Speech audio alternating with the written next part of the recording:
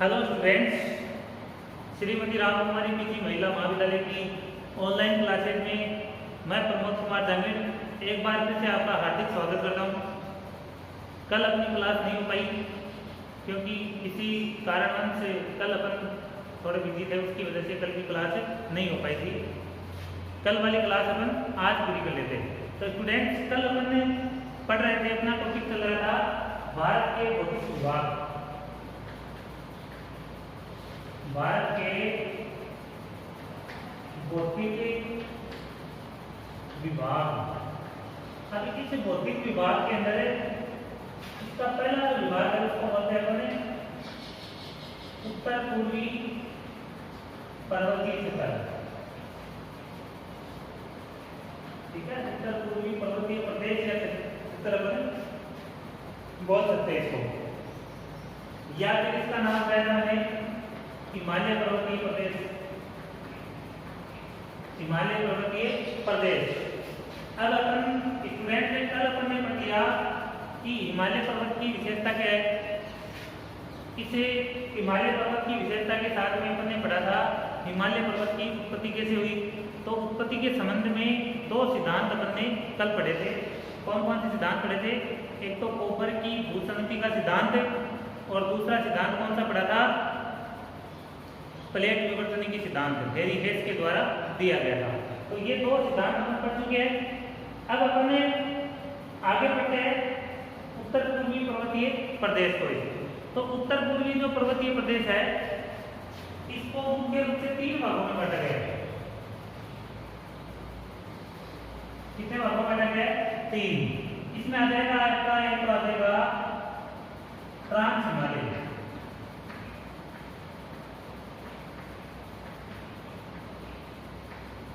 एक आ जाएगा आपका हिमालय, और तीसरा भाग आ जाएगा आपका पूर्वांचल। पूर्वांचल की पहाड़ियां। इस प्रकार में इसको तीन भागों में बांट सकते हैं। ठीक है, तो तीन भागों में बांटने के बाद में हम एक एक करके सबका अध्ययन कर लेंगे। जैसे पहला हम ले लेते हैं ट्रांस हिमालय। ट्रांस हिमालय, इसका अन्य नाम इसको तिब्बत हिमालय भी कहा जाता है। क्या कहा जाता है इसको? तिब्बत हिमालय। ठीक है, भारत का सबसे उत्तरी भाग, उत्तरी पर्वत है। ठीक है, भारत का सबसे उत्तरी पर्वतमाला कौन सी है? ट्रांस हिमालय। दूसरी बात है, इसका निर्माण हिमालय से हुआ था। इसका निर्माण कई लोग इसको हिमालय का पार्ट मानते हैं, लेकिन निर्माण इसका अपना जो हिमालय है,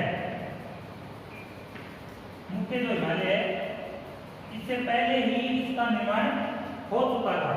कहने का मतलब हिमालय पर्वत की जब उत्पत्ति हुई थी तो उससे पहले ही इसकी उत्पत्ति जो है हो चुकी थी। ठीक है, इसके बाद में देखो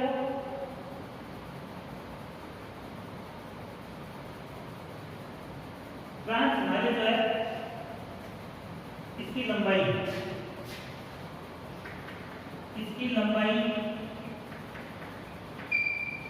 भारत में लगभग 1000 किलोमीटर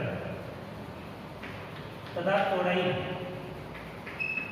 इसकी जो चौड़ाई है वह है आपकी लगभग 250 किलोमीटर। ठीक है, इसकी लंबाई 1000 किलोमीटर तथा चौड़ाई कितनी है इसकी? 250 किलोमीटर। इसके अलावा अगर बात करें इसकी, तो जो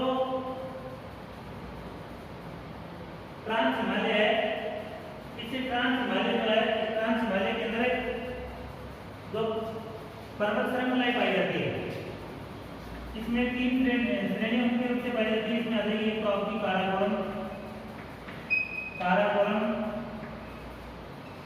बीच में आ जाएगी आपकी लद्दाख, तीसरे नंबर पे आ जाएगी आपकी दार्जिलिंग। ये भारत के अंदर है। इसके बाद में आपकी तिब्बत के अंदर आ जाएगी आपकी कैलाश श्रेणी, कैलाश पर्वत। ठीक है, ये जो है 4 जो पर्वत श्रेणी है ये मुख्य रूप से इस ट्रांस हिमालय के अंदर पाई जाती है। इसके अंदर देखो 4 आ गई आपकी, लद्दाख आ गई, जास्कर आ गई, कैलाश पर्वत आ गई, काराकोरम आ गया, और देखिए तो मुझे एक नाम होता है सालतोरा। सालतोरा इस प्रकार ये 4 तो इसकी क्या है प्रमुख पर्वत श्रेणियां हैं। और इन्हीं पर्वत श्रेणियों के अंदर जो अपने कई ऊंची चोटियां पाई जाती है, जैसे भारत की सबसे ऊंची चोटी किसको माना गया है? तो स्टूडेंट भारत की सबसे ऊंची चोटी, भारत की सबसे ऊंची चोटी किसको माना गया है? केतु पर्वत, इसको बोलते हैं गॉडविन ऑस्टिन, ठीक है ना, गॉडविन ऑस्टिन बोलते हैं। ये गॉडविन ऑस्टिन है वो कहां पर है? इस काराकोरम श्रेणी के अंदर है। कहां पर है? काराकोरम श्रेणी के अंदर स्थित है केतु पर्वत, ठीक है। 8,211 मीटर की लगभग इसकी ऊंचाई है और काराकोरम श्रेणी के अंदर स्थित है। लेकिन आपको थोड़ा सा ये ध्यान रखना है कि ये जो केतु पर्वत है ये पीओके में आता है। पीओके का मतलब पाक अधिकृत कश्मीर। मतलब ये है कि अगर क्वेश्चन आए कि वैसे क्वेश्चन आ जाए कि भारत की सबसे ऊंची चोटी कौन सी है, तो केतु पर्वत है। लेकिन कई बार क्वेश्चन कैसे आता है, घुमा के आता है कॉम्पिटिशन एग्जाम में कि भारत में स्थित भारत की सबसे ऊंची चोटी कौन सी है। तो भारत में स्थित भारत की सबसे ऊंची चोटी का अगर क्वेश्चन आ गया तो उस समय आपको उत्तर क्या देना है? कंचनजंगा पर्वतमाला। यह कंचनजंगा पर्वत जो है भारत का सबसे ऊंचा भाग है वो माना गया है। इसके अलावा देखो केतु पर्वत के अलावा जो यहाँ की और चोटियां हैं उसके अंदर आ जाएगा, एक तो आ जाएगा दस्ते,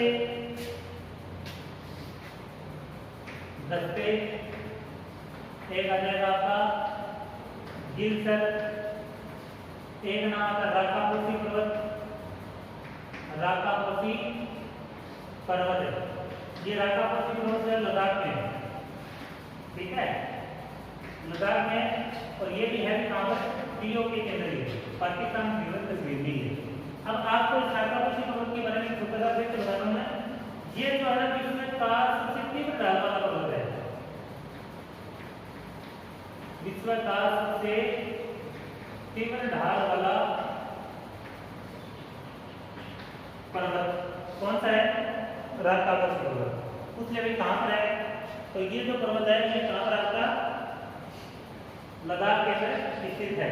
इसके अलावा देखो और अगर हम बात करेंगे इनकी पर्वत चोटियों की तो एक नाम आता है गसेर गुरुंग, गसेर गुरुंग। ये गसेर गुरुंग जो पर्वत है ये भी आपका कौन से भाग में स्थित है? ट्रांस हिमालय के अंदर ही स्थित है। इसके अलावा एक नाम आता है मासेर गुरुंग, मासेर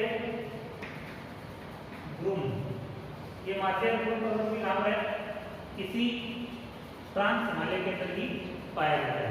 दूसरी बात इसके अंदर देखो कि जो काराकोरम श्रेणी है, काराकोरम श्रेणी, इसे काराकोरम श्रेणी को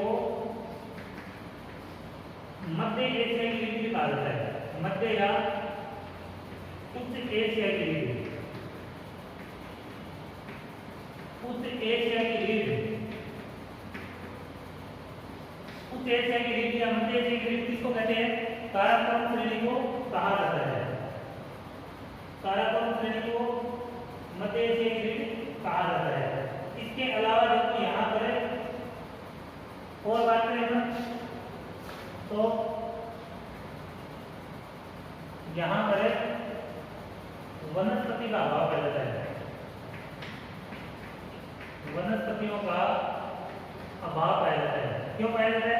क्योंकि अधिक ऊंचा भाग है, अधिक ऊंचा भाग होने के कारण इस भाग में वनस्पति बहुत कम पाई जाती है, वनस्पति का अभाव होता है। दूसरा भारत का जो ठंडा मरुस्थल है, भारत का ठंडा मरुस्थल वो है आपका लेह लद्दाख, लेह लद्दाख। ये भी किसी ट्रांस हिमालय के अंदर ही पाया जाता है। इसके अलावा यहाँ पर परतदार चट्टानें पाई जाती है, परतदार या अवसादी चट्टानें पाई जाती है। अवसादी चट्टान पाई जाती है। दूसरी बात, यहाँ पर हिमालय का वृष्टि भाग है, हिमालय का वृष्टि क्षेत्र है, मतलब इस भाग में जो है वर्षा का है अभाव, और यहाँ पर जो वर्षा होती है वो वर्षा किसके रूप में होती है? वर्षा किसके रूप में होती है? बर्फ के रूप में होती है। इसी के कारण यहाँ पर बर्फ से ढका हुआ भाग है, इसको हिमाद्री नहीं कहते, बर्फ से ढका हुआ रहता है, इसलिए भारत में क्या कहते हैं, इसको ठंडा भूतल भी कहा जाता है, ये लद्दाख के अंदर पाया जाता है। इसके अलावा इस भाग में भारत की प्रमुख नदियां जैसे सिंधु नदी,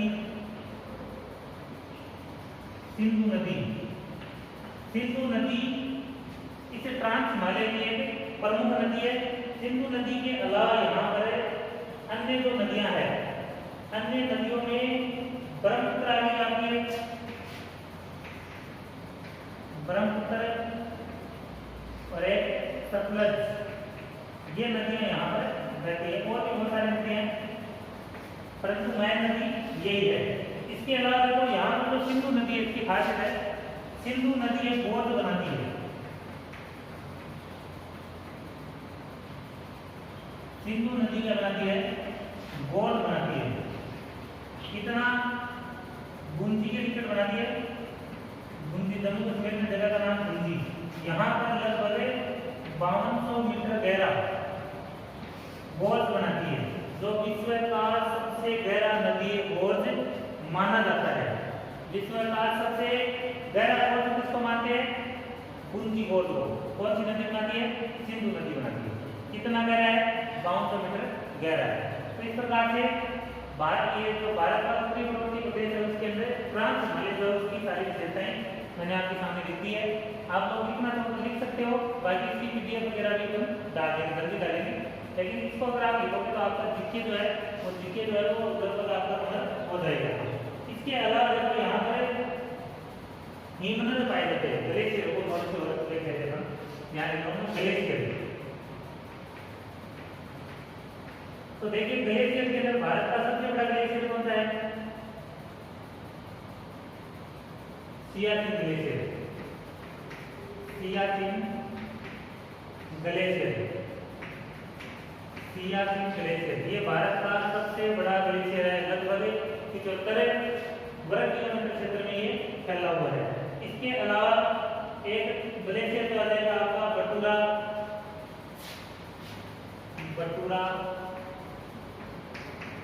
एक है विस्पर। ये जो बड़े बड़े ग्लेशियर है वो इस भाग के अंदर पाया जाता है। दूसरी बात, आपने सियाचिन का नाम सुना होगा, तो सियाचिन जो है वो विश्व का सबसे ऊंचाई युद्ध स्थल भी है, ठीक है। सियाचिन जो है वो सबसे ऊंचा युद्ध स्थल है। सियाचिन ग्लेशियर का विवाद कौन से देशों के बीच में है? सियाचिन का विवाद जो है भारत और पाकिस्तान के बीच में बना हुआ है। ये भारत और पाकिस्तान वाले अपना दावा करते हैं कि इस पर हमारा अधिकार है, लेकिन भारत वाले कहते हैं कि जो जम्मू कश्मीर है ये अपने भारत का अभिन्न अंग है। तो इस सियाचिन ग्लेशियर को लेकर दोनों देशों के बीच में विवाद भी चलता है। कई बार कॉम्पिटिशन में पूछा जाता है कि सियाचिन ग्लेशियर का विवाद निम्न में से कौन से देशों के बीच में? भारत, चीन, भारत, पाकिस्तान, भारत नेपाल से देंगे।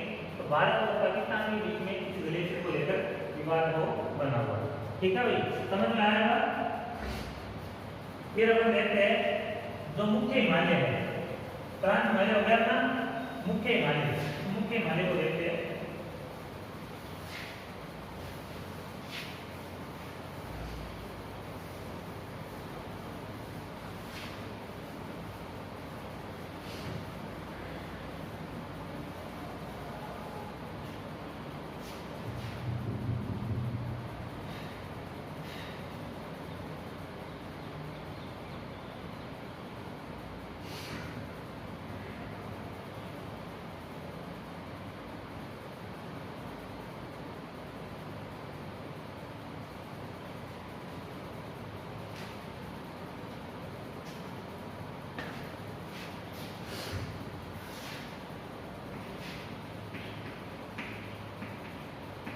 हिमालय पर्वतमाला इसकी पहले आप लोगों को खास बात पहले बता दी थी, विश्व का सबसे ऊंचा पर्वत है, ठीक है।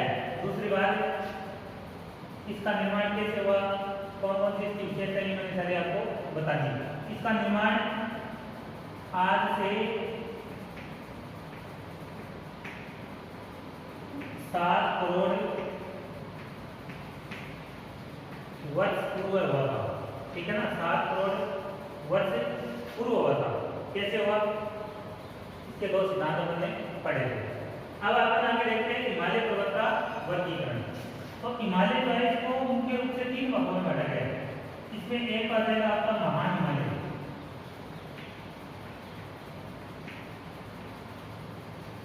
महान हिमालय या इसको बोलते हैं मुख्य हिमालय, महान हिमालय या मुख्य हिमालय। मतलब हिमालय का सबसे ऊंचा भाग, ठीक है, सबसे ऊंचा भाग ये दूसरी बात है, इसका निर्माण भी सबसे पहले हुआ था, इसलिए इसको क्या कहा जाता है, महान हिमालय या फिर इसको क्या बोलते हैं, मुख्य हिमालय भी बोलते हैं, ग्रेट हिमालय भी बोलते हैं इसको अन्य जो नाम है इसके ग्रेट हिमालय, ग्रेट हिमालय, इसको हिमाद्री भी कहा जाता है, आंतरिक हिमालय भी बोलते हैं, आंतरिक हिमालय आदि नामों से जाना जाता है। देखिए हिमाद्री नाम आ रहा है, तो इसको हिमाद्री क्यों कहते हैं, क्योंकि इसकी लगभग जो चोटियां हैं वो बर्फ से ढकी रहती है, इसलिए इसका नाम क्या है, हिमाद्री हिमालय। मतलब जो ऊंची ऊंची चोटियां, मतलब हिमालय का सबसे ऊंचा भाग है, ठीक है ना, सर्वोच्च भाग बोलते हैं इसको, सर्वोच्च हिमालय बोलते हैं इसको, सर्वोच्च हिमालय, सर्वोच्च हिमालय क्यों बोलते हैं, क्योंकि हिमालय का सबसे ऊंचा पार्ट है, इसलिए इसको क्या कहते हैं, सर्वोच्च हिमालय के नाम से जाना जाता है। अब इसकी खासियत बता देता हूं आपको, इसकी लंबाई लगभग 2.5 है। चौड़ाई कितनी है भाई, इसकी चौड़ाई कितनी है, 250 किलोमीटर के लगभग इसकी है चौड़ाई, ठीक है। औसत ऊंचाई, औसत ऊंचाई है लगभग 6100 किलोमीटर, ये एवरेज ऊंचाई है, इससे अधिक ऊंचे भाग भी है। मतलब जैसे आप लोगों ने पढ़ा होगा, भारत विश्व की सबसे ऊंची चोटी माउंट एवरेस्ट, वो माउंट एवरेस्ट जो है वो इसी महान हिमालय का ही भाग है। 6100 किलोमीटर एवरेज इसकी हाइट है, इसका मतलब अधिकांश भाग बर्फ से ढका रहता है, क्योंकि हिमालय के अंदर जो ग्लेशियर की जो लाइन है, हिमरेखा लाइन, वो लगभग 5000 मीटर के आसपास है, तो 5000 से लगभग ऊपर इसका भाग आता है। इसकी 70 ऐसी चोटियां हैं जिनकी ऊंचाई 4000 मीटर से अधिक है, मतलब सर्वाधिक ऊंचाई वाला भाग इसको माना जाता है। इसके अलावा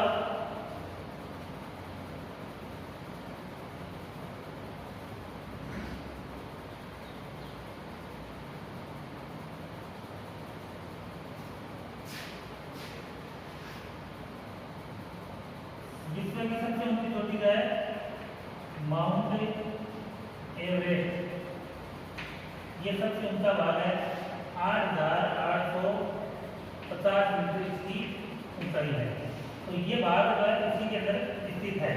इसके अलावा मैं क्रम से बताता हूँ इसकी अन्य चोटियां। देखिए जैसे ये पूर्व से पश्चिम की ओर क्रम, पूरब से पश्चिम की ओर क्रम से आ जाएंगे, मतलब सबसे पहले पूर्व में, बाद में जैसे जैसे आएंगे तो पश्चिम के अंदर आते जाएंगे। तो पूर्व में सबसे पहले चोटी कौन सी आती है, नामचा बरवा, ठीक है, नामचा बरवा, नाम सुना होगा नामचा बरवा। तो नामचा बरवा जो पर्वत है, ये नामचा बरवा पर्वत है, पूर्वी हिमालय की सबसे ऊंची चोटी मानी गई है, लगभग 7755 मीटर के लगभग इसकी ऊंचाई है। 55 मीटर के लगभग इसकी ऊंचाई है। तो नामदा पर्वत है। इसके बाद में आपका आ जाता है कंचनजंगा। कंचनजंगा की बात करें थे अपने भारत में, ये अरुणाचल प्रदेश में, कंचनजंगा सिक्किम में आता है। कंचनजंगा कहाँ पर आता है? सिक्किम के अंदर है। तो कंचनजंगा पर्वत जो है, ये कंचनजंगा 7,585 मीटर 98 के लिखा हुआ है। ये कंचनजंगा भारत के स्थित भारत की सबसे ऊंची चोटी माना जाता है। तो इसलिए कंचनजंगा पर्वत जो है, ये भारत की सबसे ऊंची चोटी और कहाँ पर है? सिक्किम राज्य के अंदर स्थित है। तो सबसे पहले नामदा पर्वत आ गया, फिर आ गया कंचनजंगा, उसके बाद में आता है मंसालू पर्वत।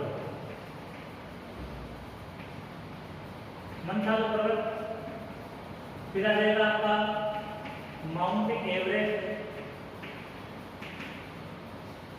फिर आ गया आपका मकालू पर्वत। मकालू पर्वत के बाद में आता है आपका अन्नपूर्णा। अन्नपूर्णा आ गया। अन्नपूर्णा पर्वत के बाद में कौन सा आ जाता है आपका? इसमें आ गया आपका नंदा देवी। नंदा देवी, फिर आ गया आपका केदारनाथ। केदारनाथ, इसके बाद में आ गया बद्रीनाथ।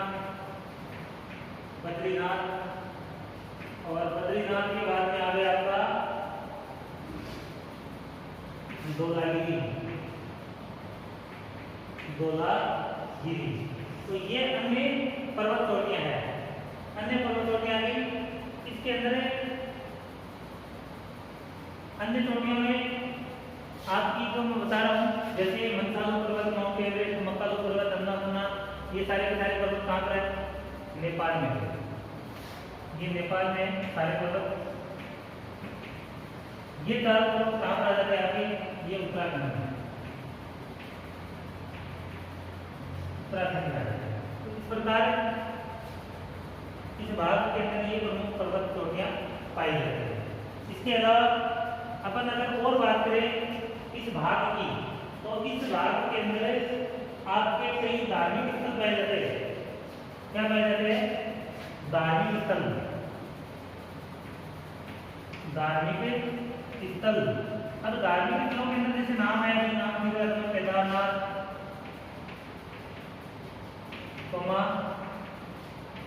बद्रीनाथ। बद्रीनाथ के अलावा यहाँ पर आ जाएगा आपका गंगोत्री, यमुनोत्री। ये आदि जो धार्मिक स्थल है, वो धार्मिक स्थल इस भाग के अंदर आ जाते हैं। इसके अलावा देखिए यहाँ पर ये वाले भाग है, इसके अंदर बर्फ के रूप में वर्षा होती है और पर्यटक स्थल भी इसके अंदर लगभग आ जाते हैं। इसके अलावा यहाँ पर कई प्रकार के दर्रे पाए जाते हैं, जैसे जोजिला दर्रा, सिक्किला,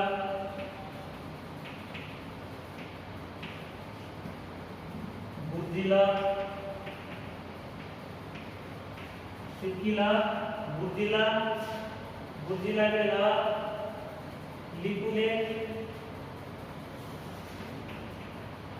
लिपू लेक, नाथुला आदि दर्रे इस भाग के अंदर पाए जाते हैं। तो ये जो भाग है इसको बोलते हैं महान हिमालय। ठीक है, मुझे उम्मीद है आप लोगों को बहुत ही अच्छे से समझ में आया होगा। आज के वीडियो में अपन इतना ही देखेंगे। अगले वीडियो में अपन देखेंगे हिमालय के अन्य भाग जो है, जैसे मध्य हिमालय और लघु हिमालय, और बाद में पूर्वांचल हिमालय। इसको अपन आगे विस्तार पूर्वक करेंगे। उम्मीद आप लोगों को समझ में आया होगा। अगर वीडियो पसंद आया हो तो वीडियो को लाइक और शेयर जरूर करें। धन्यवाद।